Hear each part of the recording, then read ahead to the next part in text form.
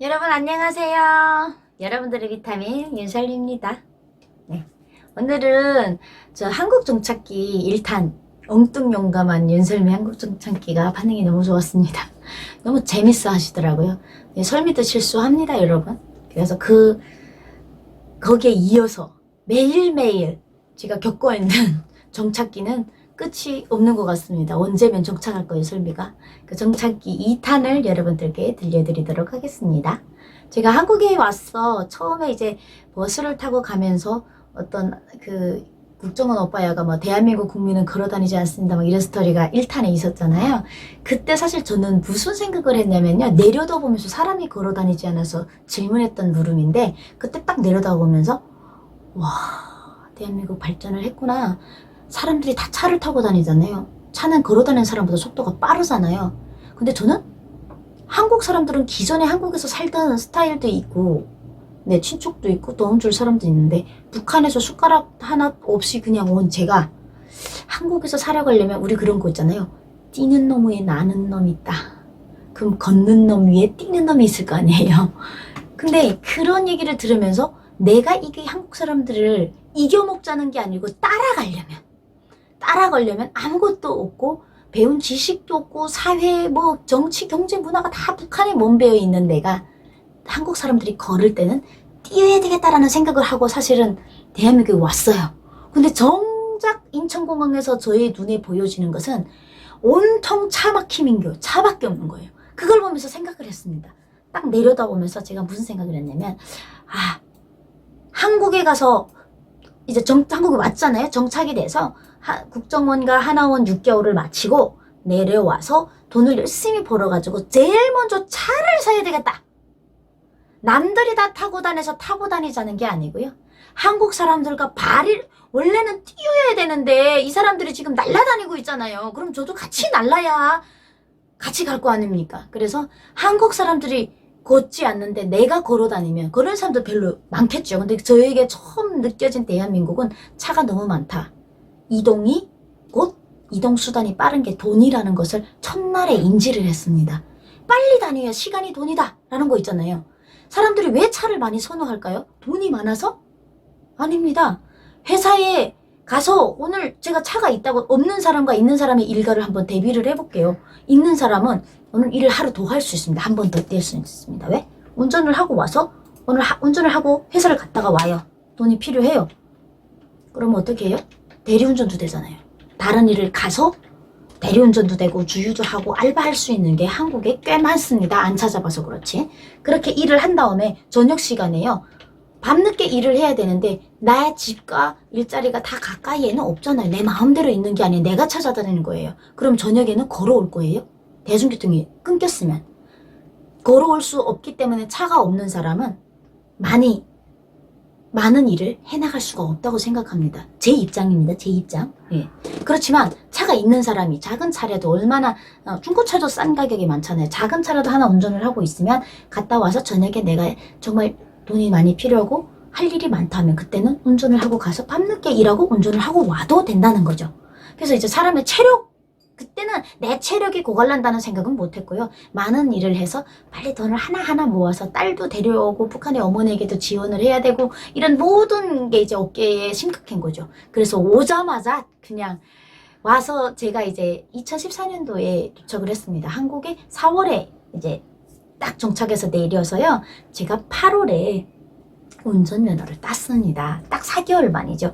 운전면허를 따가지고 그냥 제가 또 이거 자랑인지 모르겠는데 제가 필기시험은 하나원에서 봤어요. 하나원에서 필기시험을 그냥 100점 만점으로 딱 봤고요. 그리고 실기시험을 한국에 와서 집에 들어와서 정착을 해서 제 임대아파트를 배치받은 곳에서 4개월 만에 운전을 해서 딱 한 번만에 합격이 돼서 딱 면허를 땄어요. 면허를 따고 제가 한 일이 있습니다. 아코디언 사러 가게 된 거죠. 근데 아코디언을 왜 사야 되냐면 그때부터 저는 아코디언을 이제 연주를 해서 알바를 띄워라 라는 이제 언니들의 부탁을 받게 됩니다. 근데 문제는 그냥 부탁인가요? 연주하면 돈을 주더라고요. 그래서 제가 그때 당시 제가 오자마자 대학에 입학을 하다 보니까 대학 공부를 하고 주말에 아코디언 연주하러 다니려면요 필수적으로 교통이 필요한 데다가 아코디언이라는 악기가 15kg 정도가 나가요. 그 무거운 악기를 제가 둘러매고 대중교통을 다니기가 육체적으로 너무 힘든 데다가 그 아코디언 무거운 걸 내가 계속 다니면요. 공연이 많은 지금처럼 10월 같은 때는 토요일에 2번 할 수도 있는데 대중교통을 이용하면 2번이 안 되는 거예요. 그래서 좀 더 욕심을 부려서 좀 뭔가 벌어보고자 열심히 살아보고자 딱 아코디언을 사러 간 거죠. 차를 먼저 샀고요. 두 번째 아코디언을 사러 간 겁니다. 운전면허 따서 운전면허가 딱 떨어졌어요. 합격이 떨어져서 4일 만에 중고차를 딱 하나 자그마한 차를 하나 구입을 했고요. 그리고 친구들한테 막 전화를 했습니다. 저희 기수가 있잖아요. 나 차 샀어. 이랬더니 제가 제일 1번으로 차를 샀습니다. 저희 기수가 106명이 저희 기수가 나왔는데 그중에서 제가 먼저 차를 제일 1번으로 샀는데 엄청난 악플에 시달렸습니다. 저 뭐라고 하냐면 제가 아직 한국에 대해서 너무 모른다. 바퀴가 굴러갈수록 돈이 얼마나 나가는지를 모른다. 네, 그러면서 아직 이불깃을 보고 발을 펴랬는데 지금 네 주제에 차 살 주제냐? 다들 저를 칭찬을 안 하고 미쳤구나. 니 그러다가 이제 개망한다. 폭풍 괜히 얘기해서 욕 엄청 먹었어요. 그러면서 저는 잘못한 것 같지 않거든요. 공부하면서 알바를 뛰려면 차가 있어야 되고 내가 하는 악기가 15kg서 나는 내 상황에서는 가장 맞은 선택을 했지만 다른 사람들이 봤을 때는 허파에 바람이 찼다. 이렇게 엄청나게 욕을 먹어요. 칭찬하는 사람 단 한 명도 없었습니다. 그런 속에서 차를 가지고 아코디언 사러 간 거죠. 아코디언을 낙원상가 아시죠 여러분? 낙원상가 쪽에 이제 매대가 있습니다. 아코디언 매장이 여러 개 있는데 제가 고정 다니는 대로 그때 처음 가봤죠. 지금은 고정 그 집으로 제가 이제 원장님, 실장님도 좋으시고 해서 다니는데 그때 가는데 일방통행이라고 있잖아요. 근데 저는 정말 서울이 그렇게 무서운지 몰랐어요. 운전면허를 따서 4일 만에 차를 샀고요. 차를 사서 이틀 만에 종로 3가를 들어가게 됩니다. 네, 상황이 좀 오십니까? 저는 서울을 숨 막혀서 못 살겠는데 차가 너무 많잖아요. 그래서 거기서 가고 있는데 제가 일방통행으로 들어간 거예요. 내비도 그때 잘 안 보이더라. 지금은 그런 실수를 안 하는데 내비가 아마도 이제 우회전 하라고 알려줬는데요. 제가 그 앞에 있는 일방통행이 아니고 그 앞에서 우회전, 우리 500m 앞에 300m 앞에 150m 앞에서 우회전입니다 알려주잖아요. 근데 제가 그때는 금방 운전을 하다 보니까 150m에 대한 거리감이 없었던 거예요. 우회전을 하러 가니까 쑥 우회전을 해버렸던 거예요. 내비상에는 되게 가깝게 생겼더라고요. 우회전을 딱 했더니 거기가 바로 들어가다 보니까 일방통행이라고 쓴 거예요. 엄마 이 일방통행이 뭐지? 북한에는 그런 게 없어요. 북한에는 일방통행 이런 표시를 있는지 모르겠는데 저는 봐본 적이 없어요. 그러니까 일방통행이 뭐지? 시험 볼 때 분명 썼는데 갑자기 제가 이제 경험을 하다 보니까 이거 하살표하고 제가 반대 방향으로 가고 있고 내 방향으로는 가지 못하게 곱하기 표시를 해놓은 거예요. 이렇게 X자로. 그래서 제가 잘못 들어가는 것 같다 하다가 앞에 차가 오는 거예요. 그럼 마주선 거죠. 네, 거기서 이제 큰일이 났습니다. 경찰이 오고 제 앞으로 종로 3가 아시죠? 차 얼마나 많은지 제 앞으로 한 50대가 줄을 꽉 서 있고 제가 지금 차를 딱 막히고 서 있는 거예요. 근데 차를 돌릴 수가 없어요. 여러분 아시죠? 일방통행에서는 차를 돌릴 수가 되게 힘들잖아요. 근데 제가 또 운전이라도 잘했으면 모르겠는데 머리털이 이제 삐져나가지고 처음 운전면허에서 이틀만이라 아주 뚝 멈춰졌습니다. 진짜 눈물이 나오더라고요. 막 화를 내는 거예요. 앞에 분이 왜 이게 여기로 들어왔냐고. 경찰이 어떻게 거기서 빨리 딱 나타나서 경찰이 운전면허증을 보자는 거예요. 그래서 운전면허증을 딱 보여줬는데 아무 말도 못하고 식은땀만 쫙 흘렸어요. 이렇게 하시면 안 된대요. 그래서 차를 일단은 돌리래요. 거기서 돌리라는 거예요. 안 돌리면 그러니까 후진해서 나갈 수 있는 그런 지리가 아니었어요. 직진이 아니었어요. 이렇게 좀 구불려서 들어가서 제가 이제 할 줄 못해서 그래서 제가요 제 생각엔 한 30분 정도 걸린 것 같아요. 차를 돌리는데. 근데 화가 나더라고요. 왜 화나냐면 나는 눈물도 흘리고 너무 놀라서 막 울고 잘못했습니다. 앞에 차들이 다 서 있고 운전기사들이 다 나와서 막 뭐 하는 거냐고 막 차를 돌리고 있는데 녹화를 하는 거예요. 한국 사람들 그걸 즐기더라고. 내가 그렇게 땀을 삐질삐질 흘리고 있는데 그때 얼마나 괘씸하다지. 나 운전 잘한다며 이제 봐라. 울면서 차를 돌렸어요. 차를 돌리고 나오라고 그러더라고요. 나오라고 해서 차를 쭉 일방통행 반대 방향으로 나가가지고 우측에다 차를 대고 경찰이 오셔갖고 교통경찰인가요? 돈을 뜯어내시더라고요. 네, 그래갖고 돈을 내래요. 그러니까 제가 잘못했다는 거죠. 그 뭐 이런 쓰더라고요. 제가 잘 기억이 안 나요. 뭐 점수도 삭감이 되고요. 제가 운전면허를 땄는데 점수 뭐 몇 점? 무슨 그때 3점이었었나? 뭐 하여튼 그거 잘못했다고 그런 거를 해놓고 거기다 사인도 하고 네, 벌금을 내라는 거죠. 잘못했으니까. 그래서 그때 제가 딱 머리를 착 돌렸습니다. 왜? 북한 사람이라면 된다. 몰랐다고 하면 된다라고 한원에서 배웠거든요. 모든 거는. 뭐 운전할 때 그러라 한 건 아니었는데 하여튼 모를 때는 그냥 북한 사람이라고 얘기하면 된다. 숨기지 말아라. 네, 어느 선생님 강의인지 어느 선생 그 선생님 이름은 기억 안 나는데 그거 확실하게 베껴 있어서 북한에서 왔습니다. 제가 그렇게 일부러 북한말을 막 썼죠. 그랬더니 놀라서 보시더라고요. 제가 지금 벌금 내기가 싫은 거죠. 저도 돈도 없고 지금 아코디언 사라고 하는 것도 빌려가지고 지금 사러 가는 판인데 몰라서 그랬습니다. 이게 일방통인지 모르 알았으면 이렇게 가깝습니까? 좀 한 번만 살려주시라요. 이렇게 얘기를 했더니 그분께서 딱 보더니 아니 일방통행이라고 바닥에 일방통행을 썼는데 그거를 못 보셨냐. 들어가는 딱 하수를 돌면 거기 일방통행 안 된다고 X자가 되어 있는데 그걸 못 보셨습니까? 이러는 거예요. 근데 왠지 못 키는 것 같더라고요. 북한 사람이라고 하니까 눈이 커지면서 관심을 딱 집중하는 게 보이는 거예요. 그래서 제 나름대로 머리를 딱 돌려가지고 순간에 뭐라고 얘기를 했냐? 한글을 모릅니다. 그렇게 얘기를 했습니다.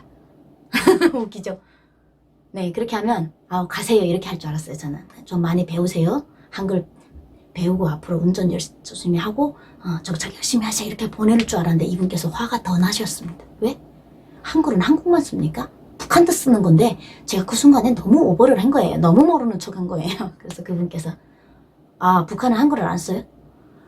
근데 학력이 짧아서 뭐 배웠습니다. 그렇게 얘기를 했습니다. 그분께서 그러면 운전면허 딸 때 필기 시험은 어떻게 보셨습니까? 거기서 그전 깨갱한 거죠. 잘못했습니다. 이렇게 하면 살려줄 줄 알았습니다.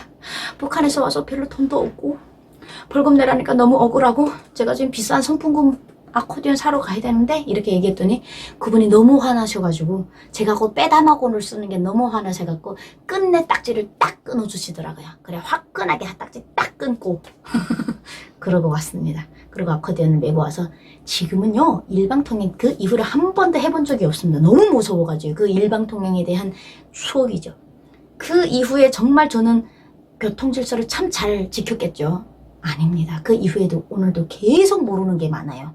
그 이후에는 아코디언을 싣고 계속 고속도로를 다니는 거죠. 지방에 행사가 많으니까 어느 날 화장을 진하게 하고 화장 여러분 저 공연 화장 엄청 진하게 하잖아요. 그렇게 하고 아코디언을 뒤에다 싣고 가는데 차가 엄청 막혀버린 거예요. 근데 보니까 갓길이 있잖아요. 근데 그때는 갓길에 대한 개념 자체도 없어. 금방 와서 갓길은 텅텅 비어있는데 이쪽에만 차가 막 3차선 4차선 꽉 막혀있는 거예요. 근데 보니까 갓길로 북한에서는 농구방이라고 해요. 농구방이라는데 여기서는 스타렉스 은색 스타렉스가 막 가는 거예요. 삐루삐루 하는 거를 달고 저는 경찰차는 하얀 차만 경찰차인 줄 알았어요. 하얗게 되고 빨간불하고 파란불이 경찰이라고 썼잖아요. 그게 경찰차인 줄 알았고 그런 스타렉스는 경찰차가 아닌 줄 알은 거예요. 근데 스타렉스 위에 이렇게 불이 있었어요. 경찰차 빨간불하고 파란불이 그 차가 지나가는 거예요. 제 옆으로 제가 지금 옆으로 가고 있는데 제 옆으로 그 차가 지나가니까 도로공사차인가? 경찰차라고는 생각을 못하고 그 차를 막 따라갔어요. 저 차도 가는데 뭐 나도 가야지. 왜 다들 여기로 안 가지? 그래서 차를 휙 돌려고 그 차 뒤로 막 따라갔습니다. 근데 그 차가 되게 빨리 달리더라고요. 급했나 봐요. 그래서 달리면 달릴수록 저는 그 차와 이게 안전거리도 지키지 않고 딱 붙어서 막 따라가는데 그 차가 바로 경찰차였습니다. 경찰차는 저는 하얀 차만 경찰차인 줄 알고 정신없이 막 따라가는데 이 경찰차도 너무 억울한 겁니다. 이게 자기가 경찰차가 오면 일반 한국 사람들은 다 피하잖아요. 근데 뒤를 따라다니니까 가다가 차가 서는 거예요. 그래서 저도 같이 섰어요. 이놈의 차는 왜 안 가고 서 있어?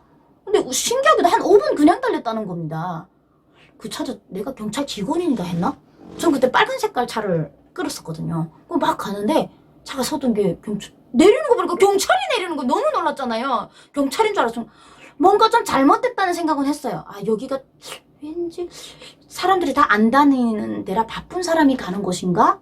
뭐 이렇게만 생각했는데 거기서 그분이 내리는 경찰 옷을 입은 분이 창문 열라고 해서 제가 부들부들 떨면서 내렸어요. 근데 눈썹 이만하게 붙이고 얼굴 완전 하장 귀신같이 하고서 안녕하십니까? 그랬더니 그분이 내려서 네, 신분증 좀 주세요. 신분증요? 그때 이제 사투리가 많이 나갔어요. 제가 제 생각에는 여자를 붙이면 다 한국말인 줄 알고 뒷자에다 여자를 붙여서 얘기했는데 그분께서는 너무 이제 딱 봤을 때 얼굴도 이제 한국 여자 같지 않고 저 얼굴 보세요. 그때는 좀 더 촌스러웠어요. 지금 많이 좋아진 거죠. 거기다 눈썹 이만한 거 붙이고 귀신같이 하고 따라오니까 보더라고요. 제 신분증 보더니 근데 왜 지금 갓길에서 왜 저희 차를 따라오십니까? 그러더라고요.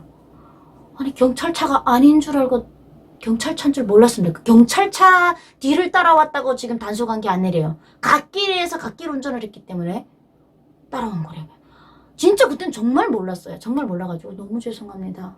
제가 북한에서 와서 지금 공연을 하고 있고 악기 저기 있고 지금 그때가 당진 쪽에 공연을 갔었던 것 같아요. 제 기억이 남는데 당진에 지금 공연을 가야 되는데 공연 시간이 2시인데 차가 지금 너무 막히는데 나는 이렇게 지금은요 행사장 어디를 떠난다면 몇 시부터 몇 시까지 어느 도로가 막힌다는 걸 다 알고 미리 이제 일찍 떠났는데 그때는 몰랐던 거예요. 그냥 이렇게 내비를 찍으면 거기 나오는 시간을 보고 떠났던 거죠. 그래서 제가 늦은 거예요. 그래서 빨리 가야 되는데 이 앞으로 지나가는데 이게 내가 경찰차인 줄 알았으면 무서워서 안 따라갔겠는데 나 경찰차인 줄 몰랐다. 왜 근데 경찰차가 왜 하얀 차가 아니냐 제가 물어봤더니 그분께서 막 웃으시더라고요. 경찰도 여러 가지 일을 하고 있지만 차가 꼭 하얀 차만 경찰차가 아니다. 이것도 경찰차 맞다고 보니까 경찰차 맞더라고요. 그래서 그분께서 다행히 너무 고마우시게 제가 북한 얘기를 했는데 그분은 또 모시더라고요. 이게 사람이 천태만상인 것 같아요. 그분께서 그렇게 바쁘시면 알겠습니다. 벌금 안 끊었어요. 이거 말하면 큰일 나나? 그 사람 잡혀가나? 말하면 돼요? 모르겠어요. 일단 뭐 제가 겪은 에피소드입니다. 한국에 와서. 그래서 그분께서 뒤따라오라고 하시더라고요. 바쁘니까 따라오세요. 그냥 누가 다른 사람이 봤을 때는 제가 무슨 잘못을 저질러서 따라가는 그런 느낌이라고 할까요? 그래서 그분께서 그 막히는 구간이 한 5km 정도가 꽉 막혀 있었는데 앞에까지 쭉 뚫고 갓길을 나가주셔서 제가 그분 따라서 막 가가지고 그분께서 빠지시고 한국 정찰 잘하라고 그리고 법 질서는 대한민국의 법은 아주 이제 가치가 있는 법이지만 그 법 질서 안에서 자유가 있다 뭐 이런 얘기도 해주셨어요. 대한민국에서 자유를 막 만끽하라고 이렇게 막 갓길로 다니라는 게 아니고 앞으로는 이런 일이 없도록 하고 정말 힘든 거 있으면 경찰들 찾아가도 좋다고 대한민국 경찰 민중의 쥐팡이라고 막 얘기해 주셔서 그분 두 번째 분은 벌금 안 끊고 저를 쭉 5km를 뽑아주신 분입니다. 너무너무 감사합니다. 그분도 참 유튜브를 봐줬으면 좋겠네요. 아마 저는 그분 얼굴이 지금 잘 기억이 안 나지만 그분은 아마 이런 탈북 여성을 만났던 기억이 많지는 않을 겁니다. 아마 딱 들으면 기억을 하실 수 있는데 네, 이러다가 그분이 또 이제 큰일 날지 모르겠습니다. 아무 얘기나 제가 막 해서 네, 설미가 한국에 와서 차가 있어야 한국 사람들과 같이 동등하게 열심히 살 수 있다는 네, 마음가짐을 안고 차를 사가지고 일어난 여러 가지 에피소드를 오늘 여러분들께 공개해드렸습니다. 즐거우셨습니까? 네, 설미는 오늘도 계속 적응을 못하고 정착기에 우왕좌왕 하면서 충돌하면서 살아가고 있습니다. 이제 정착기는 아마 오늘이 2탄인데 제가 대한민국에서 늙어 죽는 날까지 정착기는 이어지지 않을까. 네, 특별한 재미나는 에피소드를 여러분들과 함께 공개하면서 함께 더불어 살아가는 하루 되기 바라겠습니다. 여러분 오늘 하루도 행복하세요.